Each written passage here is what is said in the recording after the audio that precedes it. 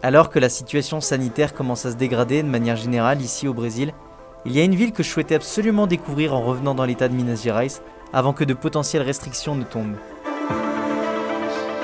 Premier témoin de l'histoire du Brésil, aux bâtiments au style coloniaux et à l'environnement tranquille et authentique, Ouro Preto me réserve une dose d'histoire, de nature et de surprise avant des semaines futures potentiellement compliquées.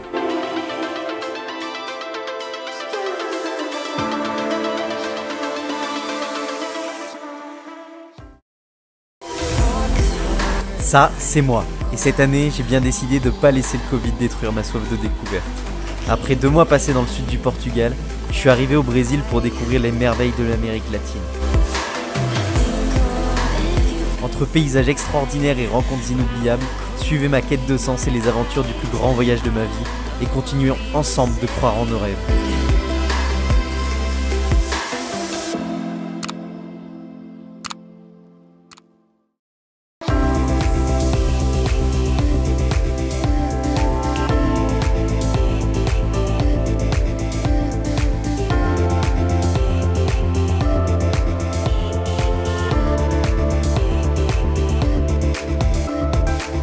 Magnifique petite ville, elle s'appelle Ouro Preto, ça veut dire or noir en portugais.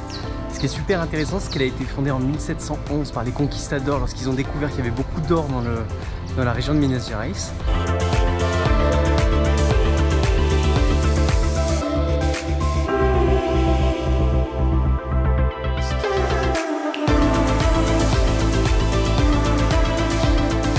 Si la ville aujourd'hui est aussi bien conservée, c'est avant tout parce qu'elle a été abandonnée.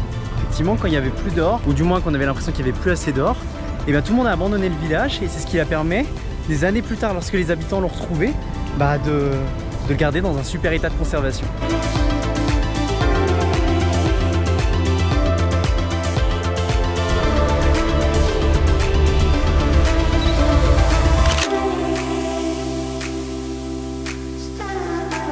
Et ce qui est incroyable avec cette ville, c'est qu'elle a été fondée en 1711, mais dès 1750, elle était déjà plus grande que Rio de Janeiro ou New York. Ce qui montre vraiment l'expansion gigantesque qu'il y a eu ici lors de cette époque.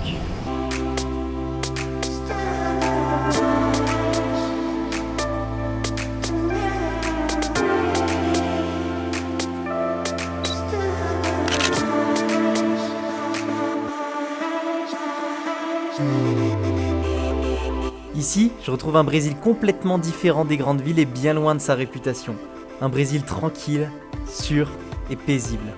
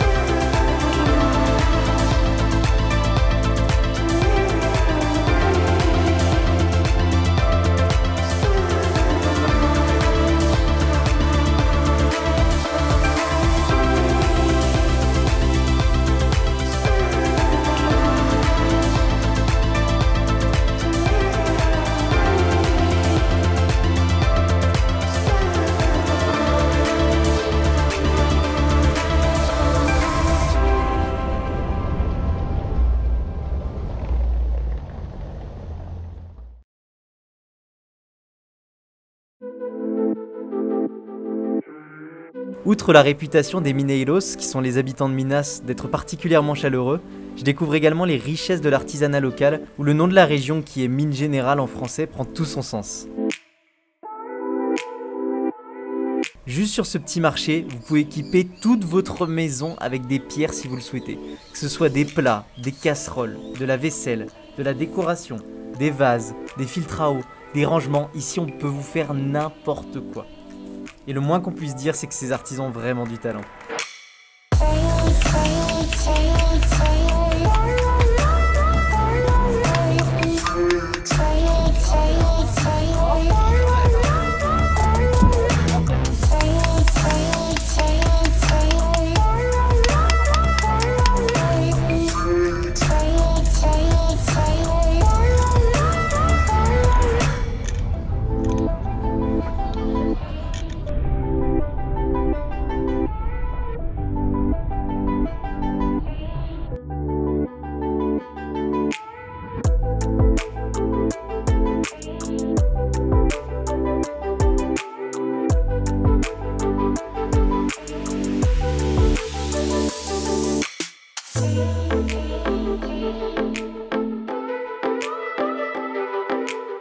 Mais si à l'origine les Portugais se sont installés ici et y ont amené des esclaves, c'est pas pour des simples pierres. La région regorge également de pierres précieuses. Alors pour mieux comprendre d'où elles viennent et comment on les extrait, rien de mieux que d'aller visiter une des nombreuses anciennes mines de la ville.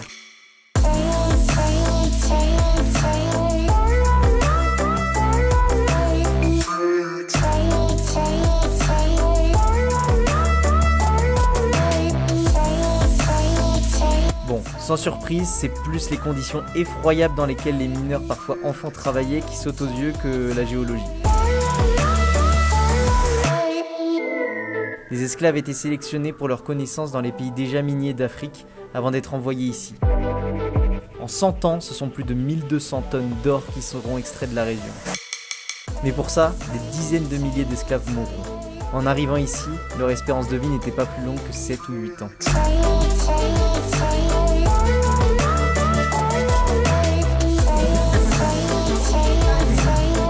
Mais en apprendre plus sur la composition de ce sol si particulier était aussi super intéressant. Cette terre rouge est vraiment surprenante.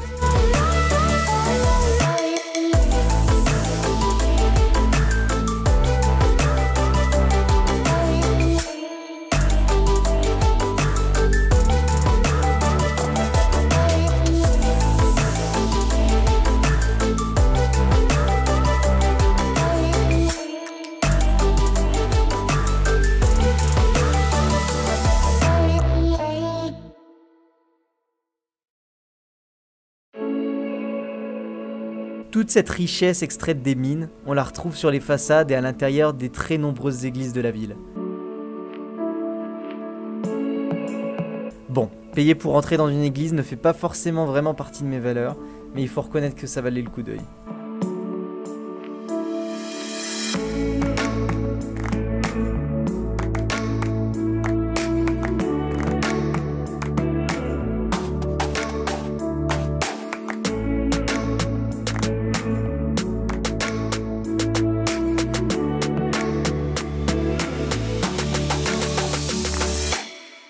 Mais je suis pas venu au Brésil pour admirer les églises, hein. Après quelques jours à connaître la ville, il est temps de prendre un peu de hauteur et de se rendre en montagne pour voir ce que l'environnement nous réserve.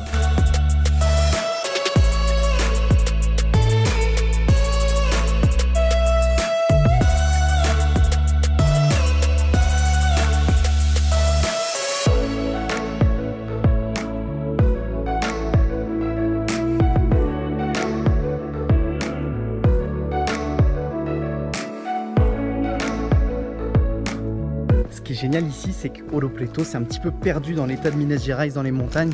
Et du coup, il y a plein de chemins de randonnée, des paysages naturels de dingue, des cascades. Il y a vraiment plein de trucs à voir et à faire.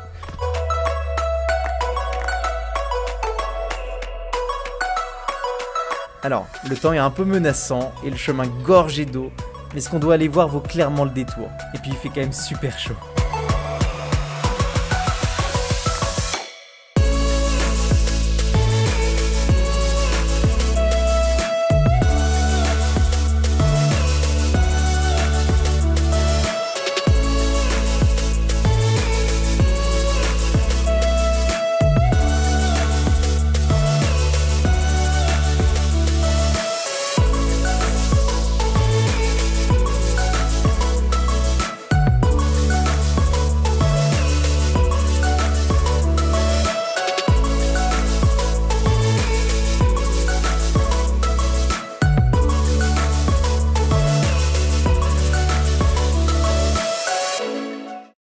Bon, on était censé se rendre à la Cachoeira das Andorinhas. Le seul problème, c'est qu'on est au milieu de nulle part, qu'il commence à pleuvoir. Qu'ici, il pleut beaucoup, fort. Et le pont qu'on vient de passer, il était déjà presque sous l'eau. On va voir, hein. À ce moment-là, j'essaye de me rassurer, mais quand je vois le tonnerre et les éclairs se rapprocher et qu'on n'a nulle part où s'abriter, je commence vraiment à m'inquiéter. Je devrais arrêter de filmer et se concentrer là-dessus pour ne pas se tromper un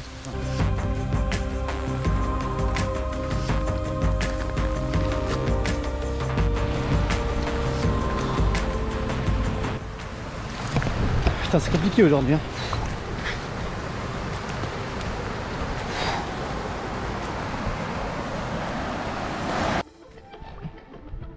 comme toujours, après la pluie, le beau temps. Et en plus, la vue vaut vraiment le coup.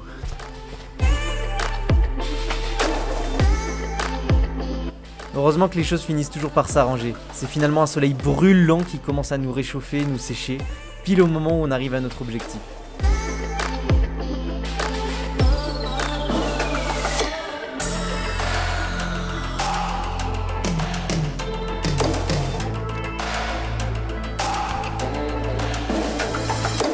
Et ici, la roche n'est pas seulement riche en minerais, elle est aussi riche en curiosités géologiques diverses.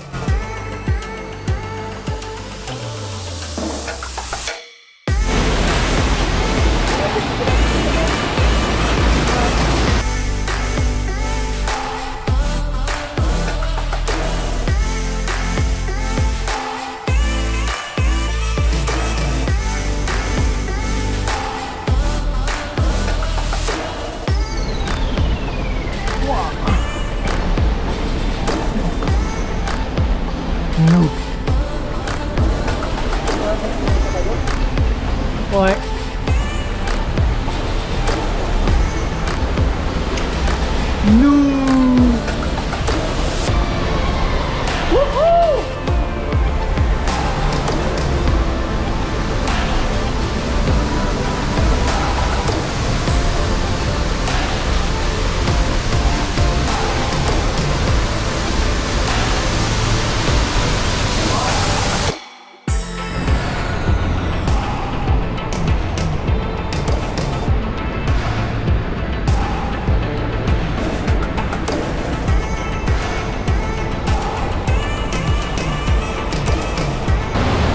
C'est magnifique, magnifique.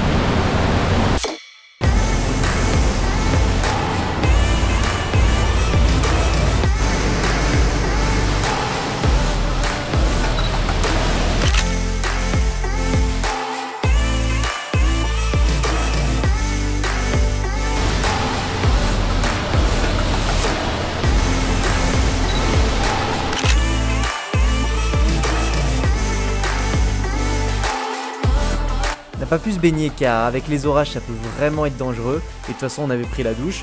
Mais découvrir cette cascade souterraine et tous les animaux qu'on a pu observer montre vraiment que l'intérieur du Brésil, bien moins touristique et plus sauvage, n'a rien à envier à son littoral.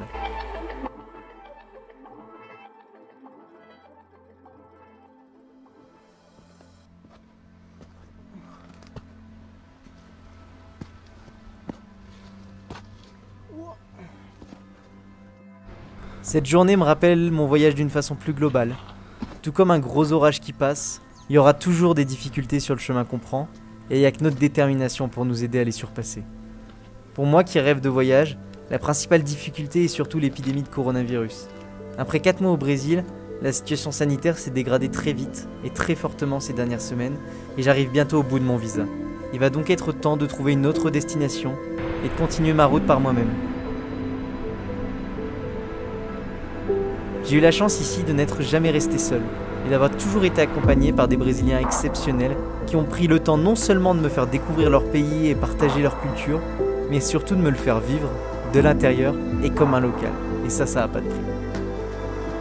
Le Brésil n'est pas parfait, mais ce pays de contraste a de très nombreux atouts pour séduire les voyageurs. J'ai vécu et découvert tellement de choses ici, alors que dans le même temps, je n'ai presque rien vu de ce pays grand comme 15 fois la France. Une chose est sûre, ce pays est clairement un coup de cœur, et j'espère bien pouvoir le vivre de nouveau et vraiment à fond une fois la pandémie derrière nous. D'ici là, il me reste à profiter des dernières semaines qu'il me reste ici et de trouver la prochaine destination du nouveau voyageur.